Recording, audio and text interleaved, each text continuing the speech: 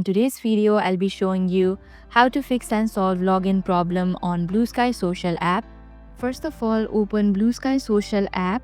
Start by making sure you're entering the correct username and password. It's easy to make a typo, so double check everything before trying again.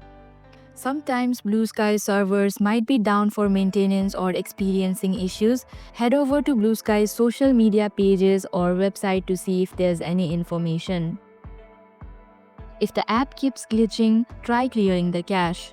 In order to do so, go to the settings of your phone. Here tap on Apps option, find Bluesky, then tap on Storage and Cache option. Choose Clear Cache, and this can fix minor app glitches. The next thing you can do is make sure your Bluesky app is up to date. Head over to the Play Store and check for updates. Sometimes updating the app resolves login issues caused by bugs. If the login issue persists, try uninstalling and reinstalling the Bluesky app.